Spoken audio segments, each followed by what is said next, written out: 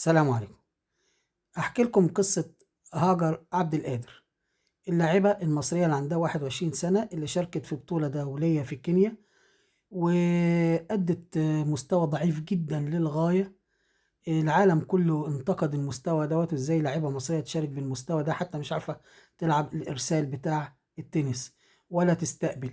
كل اللي سجلتهم في الماتش كله 3 نقط. الماتش خد 37 دقيقة فقط، يعني مستوى ضعيف جدا جدا جدا. طيب، اتهم فيها الاتحاد المصري للتنس بانه ازاي يبعت واحده زي دي تشارك كده. قال لك لا، احنا ما بعتناش حد، مفيش لاعيبه عندنا مسجله بالاسم ده خالص.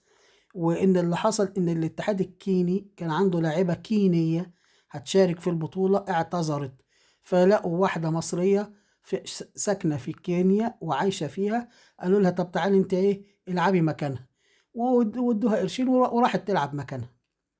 بس لعبت باسم مصر لانها مصريه. فالعالم كله انتقد طبعا مصر في الموضوع ده، ومصر ملهاش دخل اصلا بالموضوع ده كله. ده موضوع كله عبارة عن اسمه كارت دعوة، بطاقة دعوة، روح شاركي، روح اعملي. راحت لعبت وخلاص. يعني بالعربي زي ما احنا عندنا هنا بنجيب حد من على القهوة، تعالى العب ماتش كورة، هو ملوش في الكورة، بس تعالى العب، تعالى العب. والحقيقة كان مستوى سيء جدا للغاية، ويعني كان الافضل ليها ان هي تعتذر، ان هي تلعب حاجة ما بتعرفش فيها، علشان هي كانت بتلعب باسم مصر. وده اللي حصل كله طبعا. دي القصة الكاملة كلها لهاجر عبد القادر. معكم محمد أبو فرحة، تابعوني، سلام عليكم.